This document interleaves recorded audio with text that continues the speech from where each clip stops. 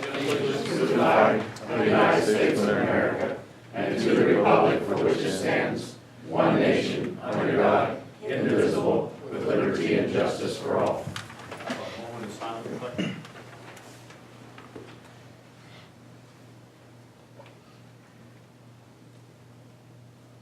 Thank you. Singh. Shipman. Here. Reichner. Here. Henry. Yes. Eister. Council met in an executive session on November the 3rd, 2014 for a step 3 grievance presented by Patrolman Benning. And we have in your packet a letter of response from the mayor to Patrolman Benning. I'm providing this letter following your meeting with the mayor and city council of November 3rd, 2014.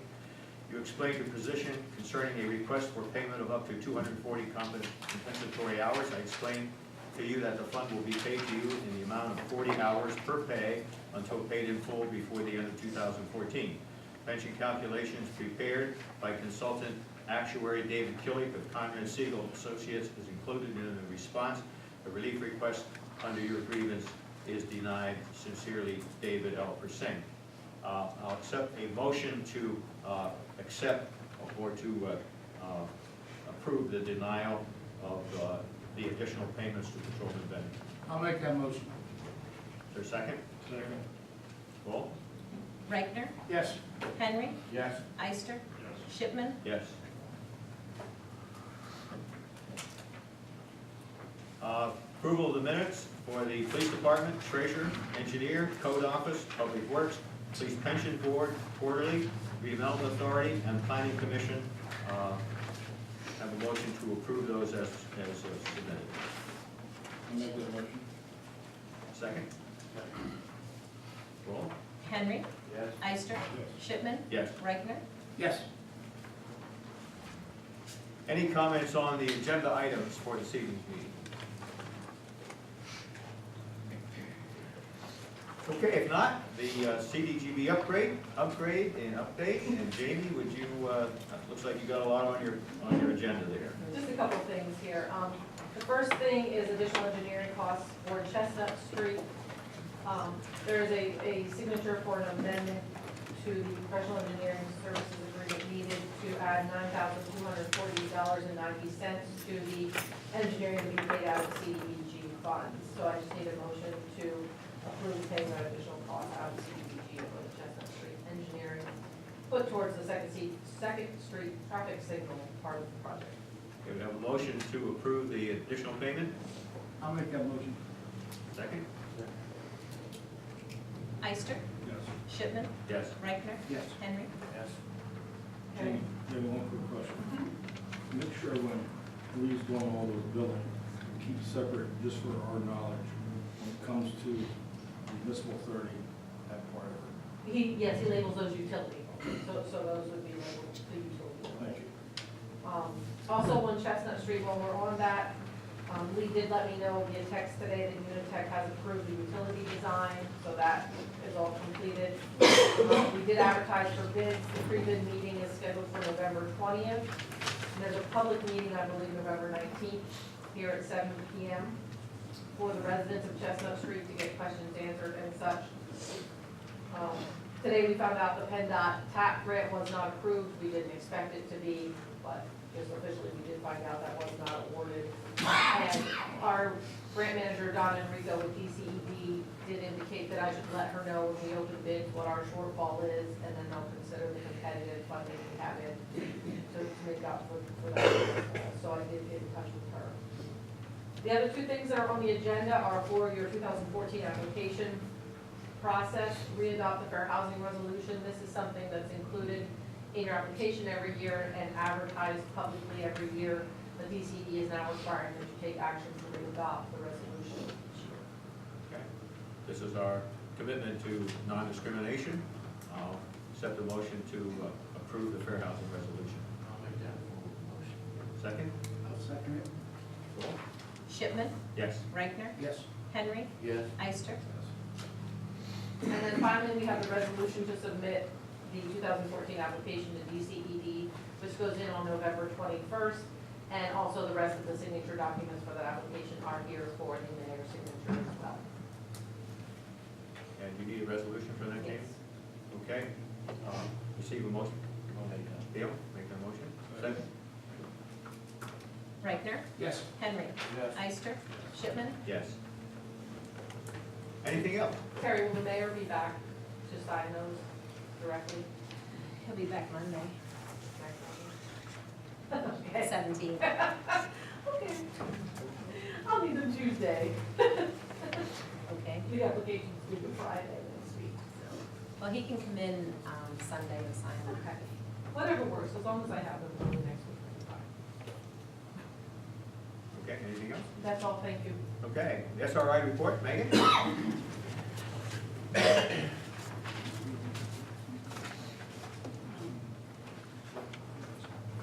Business and economic development is, in addition to continuing to search for marketing funds, is in discussion for a business pitch slash Shark Tank style competition for the Sunbury downtown to work on trying to build some storefronts. The Veterans Banner Ceremony, we will not be having our own ceremony this year, but we will be holding it in conjunction with the Veterans Day ceremony tomorrow, being held at 10:30 in the park, and then, which will then move down to the Legion afterwards. Unfortunately, the cemetery tours were canceled due to inclement weather. Just let everybody know that next year we're planning for an alternate location, so that that does not happen. We will just do it indoors. As much as that will be a shame, we just need to have it canceled after everyone volunteered. For the promotions committee, they're working on Late Shoppers Night, which is December 4th, from 6 to 9 p.m. It may actually run later than that. We've actually had a couple people mention that they'd like for it to last longer so that they have time to stop everywhere. In addition, the promotions committee is working on a potential business list for the city and a window cleaning project for the vacant businesses. The neighborhood committees are continuing on with their individual work on different committees. The membership drive is now open right now, so if you know any businesses that might like to get involved, or if you know any individuals who'd like to get involved, please let them know. And the membership committee has also nominated individuals to fill 3 vacant board director seats for the upcoming year. If you have anyone who might be interested, please have them send a letter to our office. Those will only be open for about until our next meeting, which will be next Tuesday. We'll be announcing that in the building at our yearly membership meeting.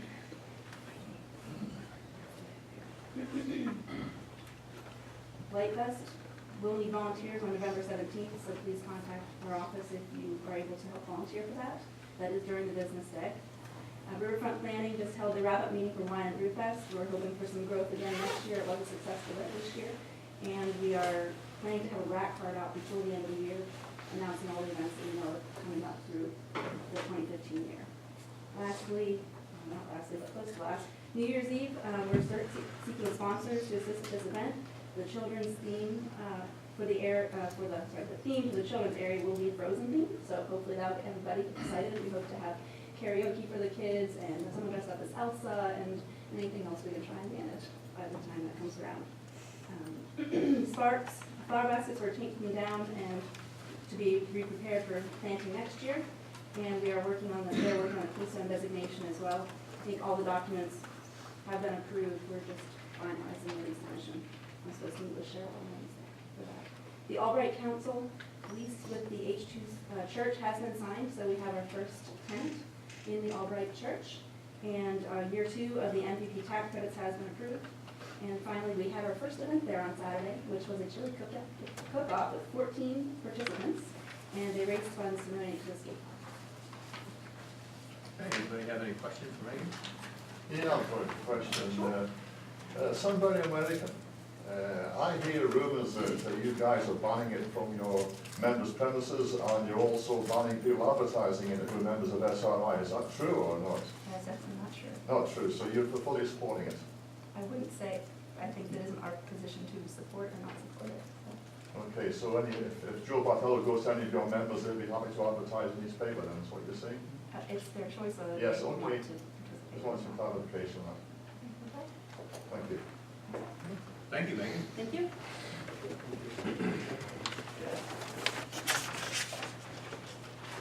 Redevelopment Authority update.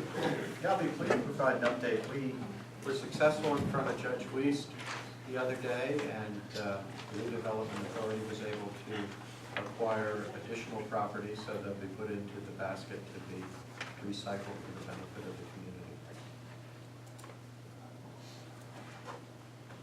Okay, continuing that project, a lot of good things happening with that. Unfinished business, we don't have any on the agenda, I'm not aware of any other council members aware of any unfinished business? New business, we have received bids from several local banks for tax anticipation note. You know, that's something we always do in January. By the end of the year, the coffers are pretty empty, and we don't get tax revenue until April. So we have three different bids at this time. Swineford National Bank has given a bid, the interest rate at 2.47% fixed, and a loan origination fee of $250. Northumberland National Bank, a fixed rate of 1.15% for 12 months. By the way, these are all for $250,000 tax anticipation note. And First National Bank has given a rate of 1.89%, plus some other general conditions that are not financial. So Northern National is definitely the lowest quote at 1.15%. I would entertain a motion to accept the proposal from Northumberland National Bank for line of credit for tax anticipation note. John, I got a question, John. Is there any other conditions on that Northern National? Was there No. any fees or anything like that? No, no fees, no conditions. The 250,000 term is 12 months, fixed rate of 1.15%, not to exceed 12 months, no fees or other costs, and that's pretty much it. Make a motion. I'll second that. Second, okay. All those in favor, signify. Oh, no, roll call, sorry. Wrong meeting. Does that motion include authorizing the mayor to sign all Yes. documents? Henry? Yes. Ister? Shipman? Yes. Reichner? Yes. Okay, we have an amendment to the police pension. And this is in response to our legal responsibility to amend the definition of spouse. In light of the Supreme Court decision in the United States versus Windsor, and subsequent ruling in Deb Whitewood versus Michael Wolf, section 1102 and 1704 have been declared unconstitutional. Therefore, section 1.8C is amended to redefine the definition of spouse for the purpose of the plan. As amended, it shall read as follows. Spouse means the person married to the participant at the time of the determination, as evidenced by a marriage license valid under the laws of the place of issuance. Any discussion?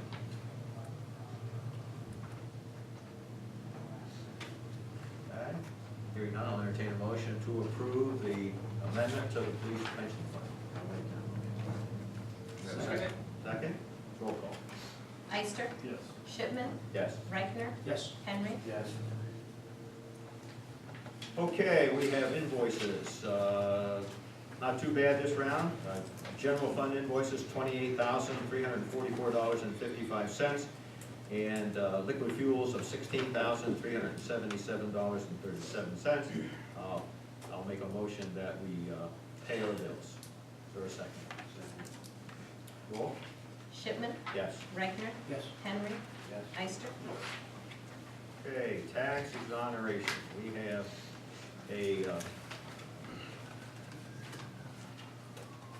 have a list of one, this time, two, I'm sorry. One that's deceased and has refused to pay. One who claims as a duplicate billing. Make a motion that we grant tax exoneration to those two individuals. Do I have a second? Roll? Reichner? Yes. Henry? Yes. Ister? Shipman? Yes. Any audience comments? Yes. State your name, please. My name is Terrence Bossert. This relates to Patrolman Bennick's request for, I believe, thought he deserved more money. Just want to say, him and others like him, such as Gary Heckman, they deserve so much more than society has given them. Like 5 to 10 years in state prison, I think that's what they deserve. But our police chief and the mayor, they prefer to give them our money rather than give them the true recognition they really deserve for their criminal acts. According to the mayor and the chief, when Bennick and Heckman assaulted me on the evening of June 9th, 2013, the chief and the mayor, they say nothing happened. I say if really nothing did happen to me on that evening, June 9th, 2013, then chief, I think you should arrest me right now for making false reports to police. Well, let's just slide in this one. Well, I really think you should be a little more tough on crime if I'm lying about this. That wasn't my investigation, so I was the chief at the time. Okay, well, it's still, it's under your responsibility now, right? And that was already taken care of. How was it taken care of? Well, thank you very much. Your comments are being noted. This is not a debate, so we've noted your comments. We appreciate the input. And, I just want to know how it was taken care of. As Mr. Shipman said, this is not a question-answer process. It's audience comment. If you have any other comments you want to provide for the Yeah, I think it's really a waste of money to keep paying officers that commit crimes. I think if you ignore it and let it go, you just become part of the problem. thank you. Any other comments? Quick question for you, John, regarding the bids for the tax anticipation loan. When were those opened? They were opened in the None city of them clerk. came sealed. Pardon? None of them came sealed. None of them came sealed. Okay, but normally that'd be a sealed bid process for that sort of a loan, would it not? We advertise it as a sealed bid, but for the last several years, they send them through email. Okay. Now, I've got one other question, just a quick one. Who is the Chief Administration Officer for the pension fund? It's a committee. There is a pension committee Yeah. made up of 2 officers from the department. It's made up of 2 mayor and a member of city council, and it's made up of 1 citizen at large. So we have a 5-member committee who is responsible for the pension. Okay, now there's a Chief Administration Officer specified under the various acts who's responsible for certain legal requirements under those acts, and that's why I wondered who that was. Read that again, please. There's actually a Chief Administration Officer specified under some of the acts covering pensions. We don't have a chief officer, we have a committee. Okay, Everything is so there's done- not one person responsible then, obviously. That's correct. It's done by committee, and everything is done by vote of the committee. Okay, right. Thank you. Okay? Any other comments? Regina? Regina Russell, community activist. I was hoping that the mayor would be here, so bear with me, please. We have a situation that is ongoing, and hopefully the council can get together, maybe review the city ordinances with the city solicitor, and come to a decision of rewriting the city code book so that it would add names of council members that are exempt from any laws implemented by the city council. Whatever behavior is expected of the city residents and taxpayers, in my opinion, our elected officials should comply. 406 Walnut Street, owned by Councilmember Ister and his business partner, Thomas McBrien, seem to not be able to control what their tenant does.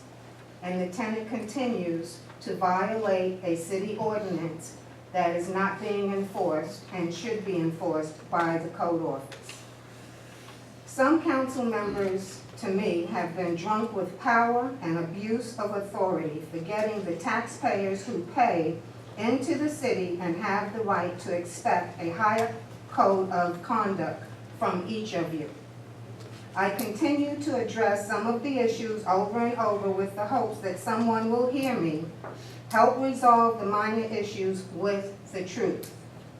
354 Walnut is still permitted to block the designated public sidewalk. If it is so important for this person to have a parking space, then the part that you say is legal and it's 5 feet, which is the curb cut, my suggestion would be tell that person to park in their curb cut and leave the public sidewalk space open so that the children going to school, people with their children in strollers, blind people, people in wheelchairs can use what is designated as a public sidewalk. And it seems like the police and the code office continue to ignore that. I don't know why, but they continue to ignore that. Before the telephone call from Councilman Eister, the code officers were enforcing the ordinance that I'm being told is now private property. Prior to my telephone call that I received from Councilman Eister, the code officers were doing their job. They were implementing and enforcing whatever code was on the books. Now, after I got the call from Councilman Eister, all of a sudden, we're going into 5 feet, and then we go into private property. Whether it's private property or not, the ordinance clearly says that commercial vehicles at a certain weight should not be parked in a residential area or in an open way. And that is an open way. People pass there, there's no fence there, might be a little yellow line, but there's not a fence there. And it does have a sign on the garage saying no parking. So if it has a sign saying no parking, why is this man permitted to park there? I also asked Councilman Eister a couple of years ago, was this gentleman running a business from the garage? He specifically said no. Well, if he's not running a business, why is he permitted to park commercial vehicles there, do repairs, have his friends who are helping him do the repairs and building panels around, it's now at least several trucks he must be running throughout the city, that they're able to do this. And when I call the police as instructed by Councilman Whitener, nothing's being done. I'm sure if he got a ticket for $350, he would not be doing what he's doing, but he's under the protection of some of the council members on the council. And I have to say something, Councilman Whitener, because I know that you're new, that you are friends with, Councilmember Eister. But I used to be friends with your relative, Linda. I'm not looking for a response from you. I just want to let you know that out of fear, she has dropped me as her friend for 6 years because I started coming to these meetings. And it was out of fear of losing her job. And that's just an example, so that when somebody wants to orchestrate a meeting or ask Mr. Rhodes or Swope, Mr. Swope, to come in and testify, that would be a reason just to show that they are afraid of the people on the council. Thank you. I'm going to keep coming, and I'm going to keep talking about this property, all of these properties. Also, in front of Saletti, I think that's how you pronounce it, he has storage facilities on Walnut Street. People are permitted to park there overnight. Clearly, there's signs up there that say no parking, and there is not 5 feet left of the sidewalk. The person is parking, I guess, legally because they're not parked in front of the yellow line, but they are parked on the sidewalk, cement, whatever you want to call it. They are parked there, but there's still not 5 feet left from where their vehicle is to the doors of the storage facility. I have driven around the city, I do see, and I did see one other example of people blocking the sidewalks on Lombard Street. Gentleman has a huge, I guess you call it a 4x4, in his neighborhood. He's permitted to block the entire sidewalk with his vehicle. I don't know if it's any of you on the council, but it's on Lombard Street.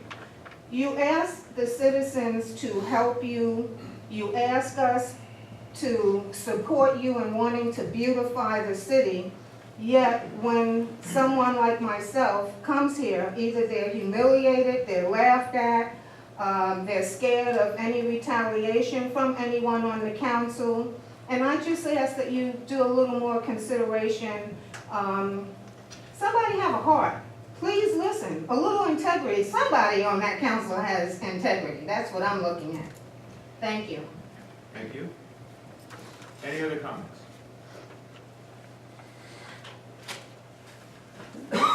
Okay, council members, there is a list of board positions available for 2015 and some recommendations, some for reappointment, some for new. And if you would look that over, we need to make those appointments next month. So if you would review that list and make any suggestions or changes that you feel would be appropriate, we will discuss those in an open council. Okay, we have some announcements. We'll be decorating Front Street and Market Street for the Christmas season, which begins November 17th at 9 a.m. That's this Saturday. What's that? The following Monday. The following Monday at 9 o'clock in the morning. If you can help, we'd appreciate it. If you have a nice big ladder, bring it along. We appreciate that.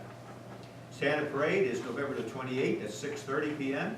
And to be in the parade, you must sign up at the city clerk's office. So if you'd like to participate, you're certainly welcome. Don't forget to sign up. Street sweeper schedule ends the 14th there. So this week is pretty much it for the street sweeper. And Central Park has become a problem. There have been complaints and so forth. Kids hanging out, doing stuff that kids shouldn't be doing. And so there will be signs and so forth affected. But effective Tuesday, tomorrow morning, it will only be open during daylight hours. Park will be closed after dark. Anyone found there doing the stuff they shouldn't be doing will be arrested. So spread the word that Central Park is next to the library, and it's a really nice park for the citizens to use. Unfortunately, we've got a group of young people that are turning the park into a kind of a facility that we really, none of us, I don't think, would appreciate. So effective tomorrow, it's closed at dusk, and anyone caught in the park after dark will be arrested. And the signs have been posted already? Yes. They have been posted. So, you know, help keep our city. We've got lots of good kids and a few that need some help. And so we appreciate your cooperation on that. Anything further over the council? Thank you very much, everyone. The meeting is adjourned. Good night, everybody.